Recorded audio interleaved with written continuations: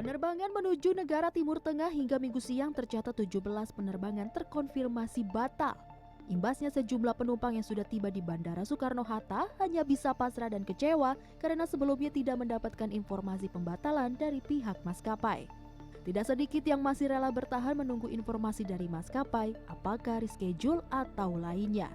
Nur Iman, salah seorang penumpang tujuan Kuwait, mengaku kecewa karena tidak ada informasi dari maskapai terkait pembatalan. Bahkan pagi tadi dirinya masih bisa melakukan check-in melalui telepon genggam. Sebenarnya informasi dari semalam Bandara Internasional Kuwait dan Qatar. Jadi awalnya saya transit Qatar, kemudian melanjutkan ke Kuwait. Dua-duanya itu ditutup. Jadi setelah saya konfirmasi di pihak maskapai penerbangan di Bandara Internasional Soekarno-Hatta bahwa penerbangan untuk tujuan Doha Qatar itu di cancel.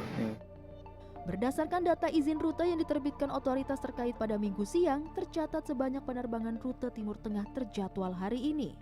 Rinciannya terdiri dari 20 penerbangan kedatangan dan 19 penerbangan keberangkatan, dengan komposisi 38 penerbangan reguler dan 1 penerbangan charter. Sebelumnya, pihak pengelola Bandara Suta mengimbau para calon penumpang untuk memantau informasi terbaru melalui kanal resmi maskapai dan memastikan status penerbangan sebelum menuju bandara. Kementerian Haji dan Umroh mengimbau calon jemaah umroh asal Indonesia menunda keberangkatan sementara waktu ke Tanah Suci. Hal ini karena perkembangan situasi keamanan di kawasan Timur Tengah yang dinilai tidak menentu.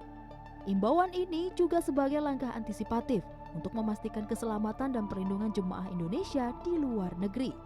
Menurut Wakil Menteri Haji dan Umroh Dhanil Anzar Simanjuntak, dalam pers rilisnya ke media di Jakarta pada Minggu, pemerintah mengambil langkah kehati-hatian di tengah meningkatnya eskalasi situasi regional.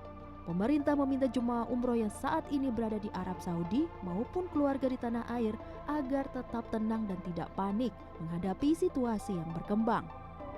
Kami menghimbau kepada seluruh jamaah umroh yang akan berangkat dalam waktu dekat untuk menunda keberangkatan sementara sampai dengan waktu yang tidak ditentukan atau sampai dengan kondisi sangat kondusif untuk keamanan dan kenyamanan seluruh warga negara Indonesia yang akan menunaikan ibadah di Tanah Suci.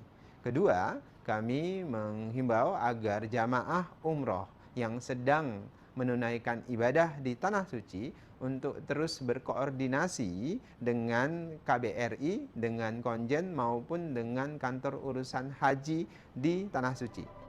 Pemerintah memastikan penyelenggaraan ibadah haji 1447 Hijriah hingga kini tidak terdampak situasi tersebut. Seluruh tahapan persiapan dan koordinasi tetap berjalan sesuai rencana. Tim Liputan CNN Indonesia.